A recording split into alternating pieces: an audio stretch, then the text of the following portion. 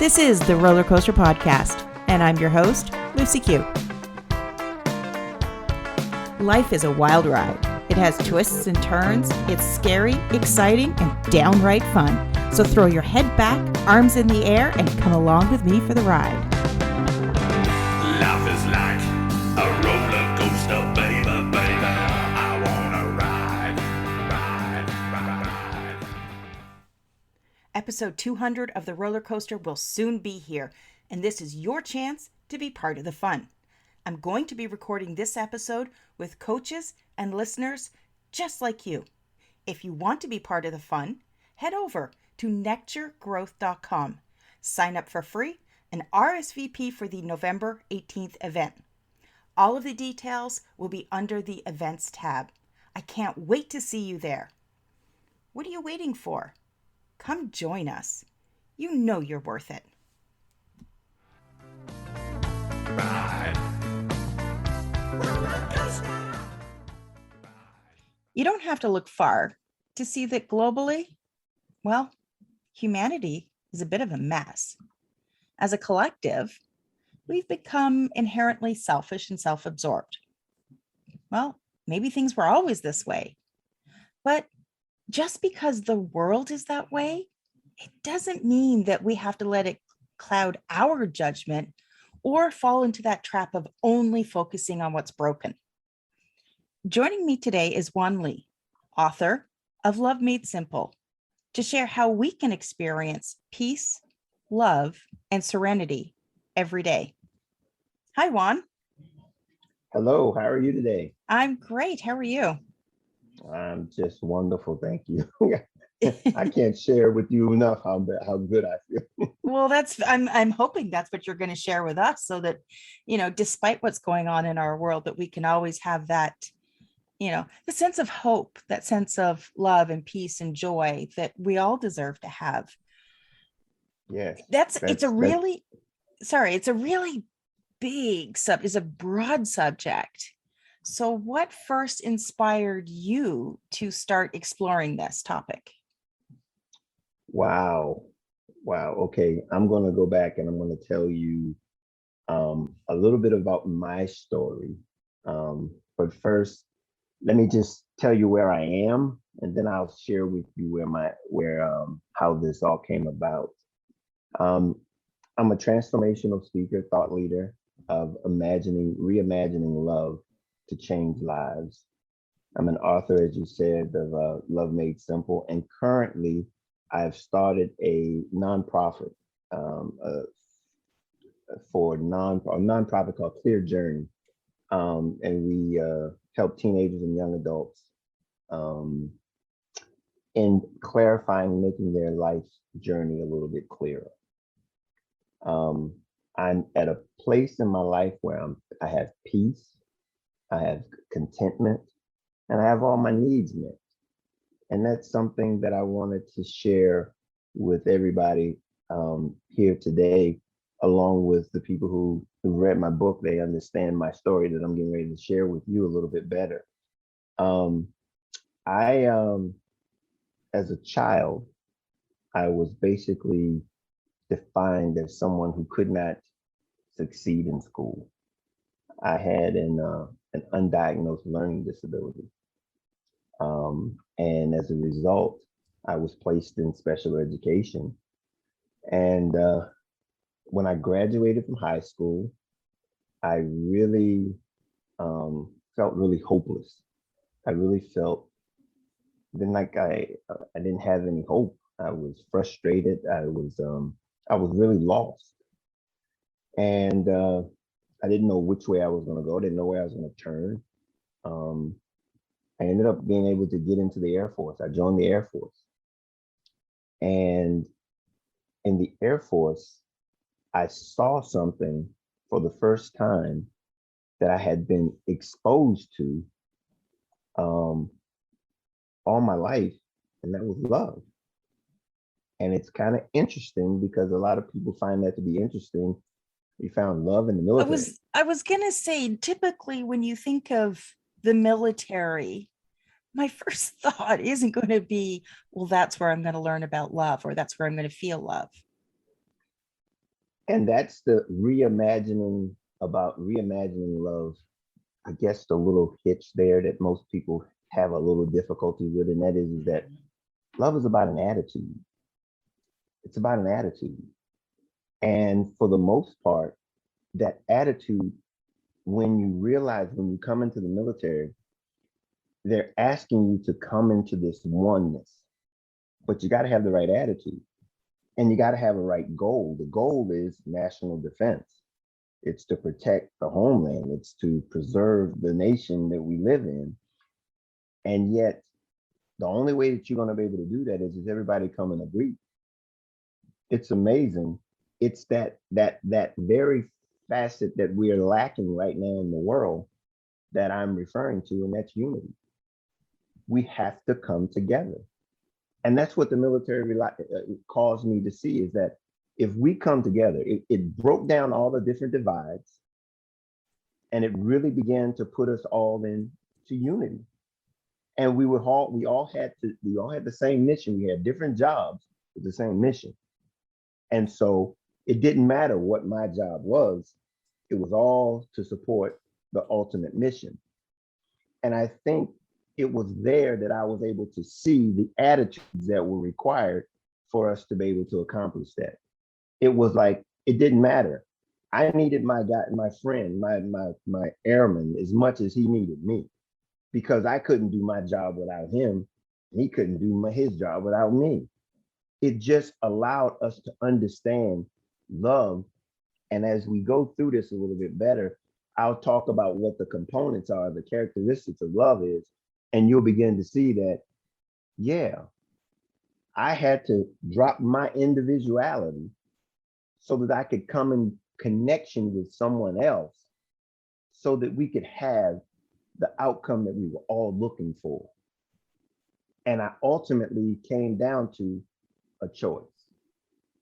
I had to be able to choose to want to do that so that the interests of everybody would be fulfilled. And then I guess I might have sort of jumped to the end a little bit, but that's love, is where everybody can come together and really begin to connect with one another for the same purpose that we all have here. And that's for the love of humanity. Do you think that the problem therein lies that establishing what we're all uniting for? Because, the past year and a half, we've seen a lot of situations bubble up. And what's important for you may not be what's important to me. So how do we find that common ground and start coming together so that we can, first of all, agree on what we're uniting for? Mm-hmm. And that was where humanity comes in. That was the basic common denominator in every one of us around the world. We're all here trying to preserve humanity. We have the power to destroy humanity. And that's very interesting, because I was in the military, and it was in that organization that we had the power to destroy the world. But it was a collective amount of people with attitudes to not want to destroy the world that allowed us to perform our duties to sustain the peace, the external peace, so that we weren't at a point where our desire, our individual greeds were to want to destroy the world. Because we collectively have the ability to destroy. Now, we also have the ability collectively to preserve it, to maintain it. Because we have an understanding that our life experience is temporary. It's a temporary thing. Humanity is bigger than we are. It's bigger than one generation. It's bigger than you and I. It has allowed us to get to this place, but it's only if we allow ourselves to employ love into the world and in a way in which we can prolong this humanity. We have the power to do that. So that was where I was to the military, and it showed me these attitudes that I've adopted to and put into the framework of being able to ensure that we're successful using the concept of love, using love as our guide. And I know, and there's a lot in there, but I can't help but wonder about how we first start coming together and having the same conversation, because we want to preserve humanity, but we want to preserve humanity for our own selfish reasons. I want to live. I don't want to die. I don't want my family to die. But at some point, people have a cutoff line. You bring up a very good point. And unfortunately, this is one of the things that I've realized is that a lot of people don't realize that we have a tendency to look at life as being short. We've been taught life is short, take advantage of it, life is short. It gives the impression that life is something, it has an alternative to being short. Like it can be long. If it's called short, it can be long. No, life is temporary. Yes. This experience is temporary. And it's a different mindset. See, a mindset of saying it's short is saying, I'm going to get all I can because it's short. But if I know it's temporary, temporary says something different. Temporary says, I have to fulfill something in this span of time because that's all I have to work with. I want to invest this time into something greater than what I'm being presented with right now. And so, yeah, I'm facilitating a conversation where we can begin to define not only life, but also death as having a purpose that we really have to understand that, hey, it's our ability to invest into humanity, and death seals that investment into humanity for next generations. See, we can't, I was just thinking about this. I mean, our country it's a little bit more than 275 years old. The United States is. And there are countries that are thousands of years old. Thousands of years old. We're just a snap, just a small in the big picture of things. Yeah, we're like a little blip. Just a blip. But here's the thing. So was the last 1900 or 22,000 years. If you take each one of them in their present time, it was just a little snap of the bigger picture. And so we've been fortunate enough to be on the backs of those 2,000 years or so, because that's just what we have recorded, 2,020 years. But we're on their shoulders, and we'll get the opportunity for someone to be on our shoulders with the right attitude of understanding that this thing is bigger than just we are. It's just bigger than this day and time. We've been able to, someone brought it to this time, we're experiencing this time, and now we're going to hopefully preserve it and push humanity on into the future. That's the idea behind love made simple, in the sense that if we understand our role in this dispensation, and I know it's difficult because love requires you to make a sacrifice. It requires you to make a sacrifice. And if you're not willing to do the sacrifice, it's going to be difficult for you to love, because you have to be assured in yourself of what you have in your time and space, and not that anybody, no one can take anything away from you. No one. You're an original, you're unique. Nobody can take anything. Again, excuse me, that was a thing that I had to learn by being in the military, because prior to that, I thought I had low self-esteem. I had no value. And when I joined the military, they said, oh yeah, you do. You're essential to what we're trying to do. What we're trying to do, you have a part to play. every one of us has that same part in humanity. We are an original. Yeah, we definitely do. But I'm almost wondering if, and I don't want to say part of the problem, but if I look at some of the people around me, I firmly believe that we are, divine souls here having a human experience. So the concept of love and humanity and building something that's greater than myself, that's a no-brainer for me. But I also have a sibling who doesn't believe in any of this. He thinks it's all witchcraft. And basically, you're here to live, and then one day you die, and that's just the end of it. There is nothing else. And so I am almost wondering if you're not able to believe in something bigger than yourself, is that then contributing to the situation where, well, why should I care about the other person if if this in this minute is all that exists, then why should I care about anyone else?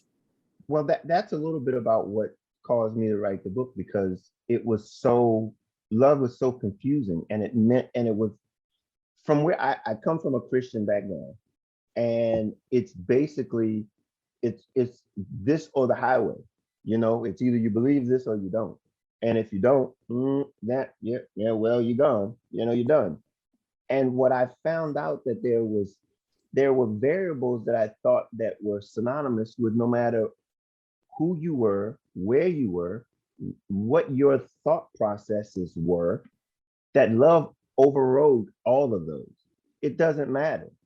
And that's one of the chapters in the book, is called No Right or Wrong. And it really addressed that belief system that we can divide, that we use to divide us. And instead of using the things that divide us, I looked at humanity as the thing that connects us, as the very foundation. You don't have to have the same beliefs or thoughts that I have about existence, but you and I can understand. I don't care where you are in the world. You're breathing the exact same air that I'm breathing, and you have to breathe that same air if you're going to remain on this earth. And so what I'm saying is, let's look for those things that we have in common instead of those things that divide us. And I found that love is the foundation for the very fundamental things that we have in common, because it connects us together. There's nobody who says that I don't want to be loved. I mean, and here again, love is relative, okay? Because love doesn't speak to your desire, what you want to love. It speaks to the actions that you present, okay? And so when I say love, most people have a tendency to think that love is good always. No, love is an action. Your motivation determines whether or not it's good or not. And that's where a lot of people run into difficulties, because I could love to want to do harm to people. Yeah. But that's my desire. Then putting it on love as making it confusing. It's confusing people to think that it's this action that everybody wants to be a part of. No, everybody don't want to be a part of being abused. Okay. But it's when I use love in a manner in which it's to the betterment of you and I. See, I can't love this love that I'm referring to. I can't love it for me as being selfish alone. I have to love where everybody gets the benefit. I'll use an example. The three characteristics that I use, and I spoke about this a little bit earlier. The three characteristics of love is, the first one is that it's a conduit. I mean, it's a conduit. The second one. The first one is a chameleon. And what a chameleon is it's adaptable. It basically blends in. It basically sacrifices my personal identity for the sake of the group or for the purpose of success. So if that means that if I need to blend in so that everybody gets some of this or gets what we're after here, then that's what I'm going to do. And then it's a conduit, meaning that I'm connected to everybody. I'm able to connect to you so that you can flow without any misconceptions of my motivation, because I have the same motivation that you do, and that is to succeed. we're going to do it together. See, this is another one of the things that I understood growing up and understand that life is about us doing this thing together. We can't do it alone. We can't do this thing alone. And then ultimately, the vast C in this is that love is a choice. See, I have to just choose to want to love you. And guess what? No one can stop me. No one can prevent me. No one can force me, but nobody can stop me.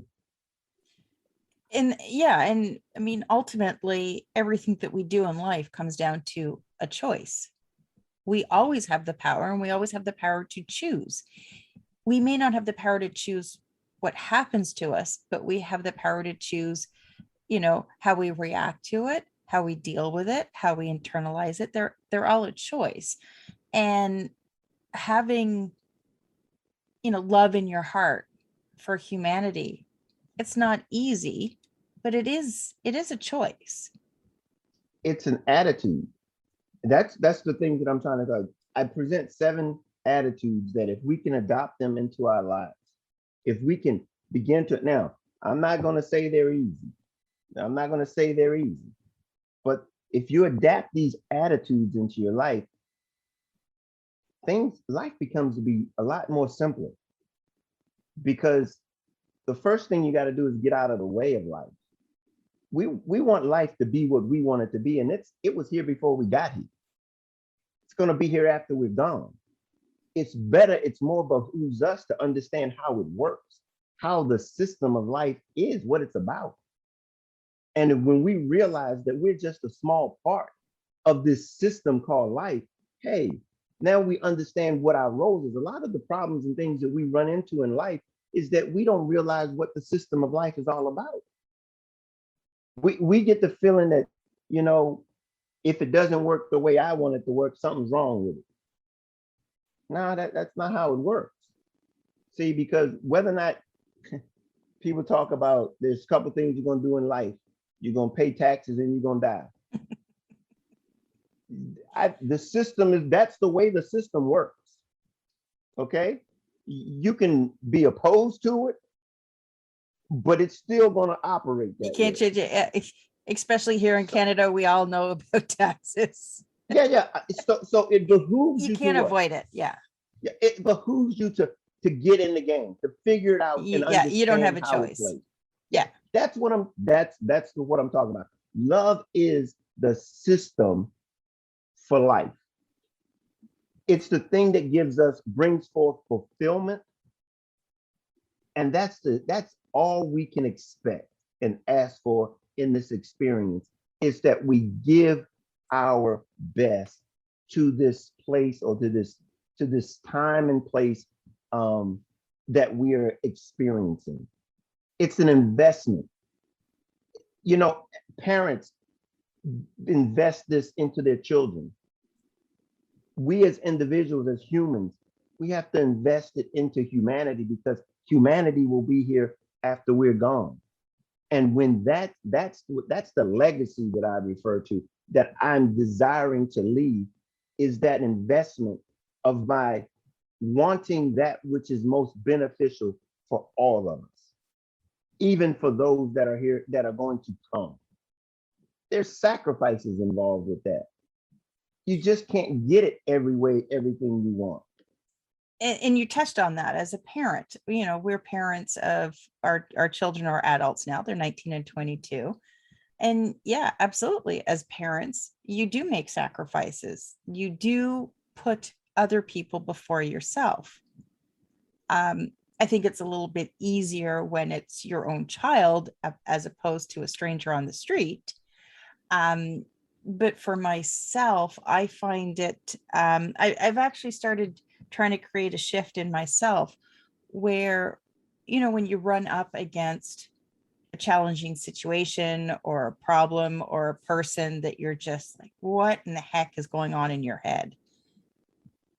For me, I try and take pause and just think that, this is just another soul here having the human experience, and what's going on in their story, in their journey to bring them to this point. Now, you don't always get the answer, but it just by stopping and asking yourself some of those questions, it does get you to see things a little bit differently. Not all the time, but it starts to create that shift. And, for myself, I'm able to let go of so much more. Ag- the subtitle of the book is called A Guide to Inner Peace, Contentment, and Success. That's what we're after there. It's to get to that place where we can have that serenity, that place of peace on the inside. And we've got to let go of some other stuff if we want that peace and to maintain that peace. See, we run into areas of our lives and we try to hold on to things that are not that important when it comes down to the peace that we desire. We've got to understand what it is that we really want. We can want the things that are temporary. And I say temporary in the sense that before you pay for it, it's almost it's not even worth what you paid for it. But you'll be willing to spend everything to get it. And it's not worth what you spent for it. Instead of being able to maintain your peace because you couldn't, you decided not to buy something that you couldn't afford. See, it's about the practical applications of love.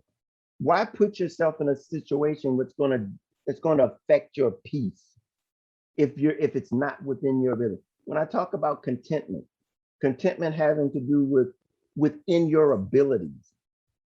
Don't begin to operate outside of your abilities.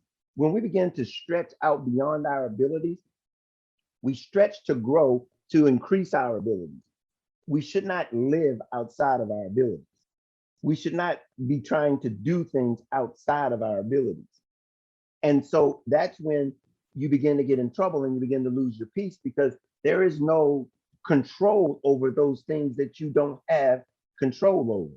Your abilities, you have control over. You know where you are. You know what you can do. You know what you can't do. You know where your limits are. But when you begin to operate outside of there, now you're subject to someone else. And now your peace is in somebody else's hands. That's not a place that you want to be on a normal day-to-day activity, but that's where so many of us fall. And then when things don't go our way, we want to blame it on somebody else. Yeah, there's one saying that I use with our kids all the time. And it's, sometimes you encounter a situation where you can either choose to be right or you can choose to be happy. They don't always meet at the same corner. And, a lot of the times you just have to let whatever it is go and just choose happiness. Like you say, it's choosing that inner peace because otherwise you're banging your head against a wall. And are you going to get anywhere? And if so, at what price are you paying to get there? Again, you just had that marital experience that you just shared with your children. You've been there. I'm married. Is right really important? I used to be that person. I used to be that person where I actually could not handle being wrong. I would fight until I was blue in the face, even though I knew I was wrong, but I didn't want to admit I was wrong. But that was part of my journey, it's part of my transformation. And I've been able to let go of all of that. And the result is that I do get to live with peace and joy and really, compared to a lot of people, hell yeah. Again, that's the transformation of love. It allows you to go through that process and see if we do the work, life changes. Oh, for sure. It totally changes. It's the same way that two people can look at one painting and see two completely different things. It's the same way two people can be in the same life, but depending on how you choose to see things, it's going to determine what you actually see in the world. I'm going to share with you the formula because you just brought it up, so I'm going to share it I with you. swear I have not read the book. Well, the formula is not in the book. The Okay. formula is not in the book, but the formula. See, the attitude basically sets the perspective of the situation. It begins to determine. It's critical because it's going to determine, like you say, everybody sees that picture differently. Your attitude will determine how you see that picture. And when you see that picture, that attitude is going to then dictate your actions. And that action that you present or that you demonstrate will produce your outcome. It's the attitude that is critical to getting towards your outcome. We don't realize that our attitude undercuts our desired outcome from the beginning. Wrong attitude. Remember holding on to being wrong. It sucked. Look, your outcome was doomed from the beginning. Yep. From the beginning. If you change your attitude, outcome looks a whole lot different. Yeah, now there's so many times where I just can't be bothered to engage. It's like, whatever, think whatever you want to think. I don't care. It's my peace that matters. Yeah. My peace. And so the transformation is amazing because when you see where you were, and just because you just change your attitude, internal stuff, nobody else has to do this. Everything around you could be going astray. Everything could be falling apart. But just by you changing the way you see it, everything changes from your perspective. It doesn't matter what's going on. Life is going to be life. Things are going to happen. How you handle it, as we said earlier, is dictated by our attitudes. And it's dictated by our attitude, and it's also dictated by how we exercise the power of choice, how we choose to see things. That's exactly it. I mean, it's from that attitude that's going to dictate, it's going to give you that perspective of that situation that's going to determine the way we act, which is going to motivate and produce our outcome. It's inevitable because we cannot be proactive in something that we don't understand or see. We're going to act out of what we understand and see. It's just how we are. That's what we do. And so it's just amazing when we have that that shift, how things change. And it doesn't matter what your spouse is thinking about or what your spouse is saying, because my love for my spouse goes beyond this situation. So for me to hook my whole thing up, hook everything up to this situation, whatever this disagreement is, whatever, no, we're not going there. I choose to see it differently. It's a choice. Always not a always choice. easy. Not No. always easy.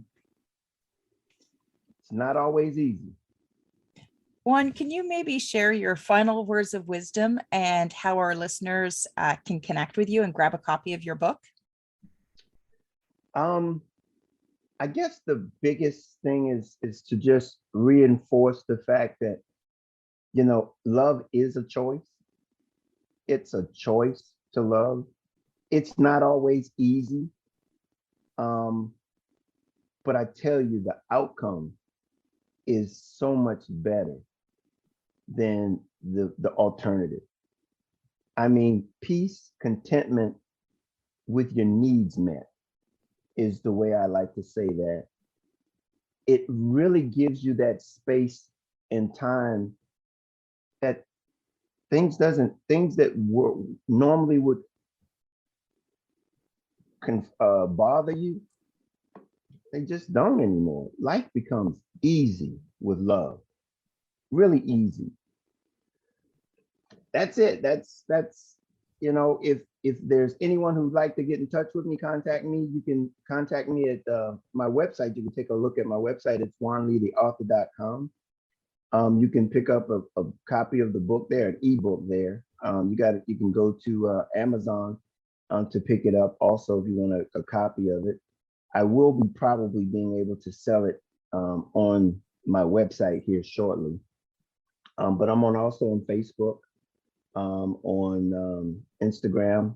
Facebook is Juan Lee Author, Instagram Juan Lee Author, and LinkedIn. You can reach me at Juan Lee. I think I'm also on, Facebook. What I said, Facebook.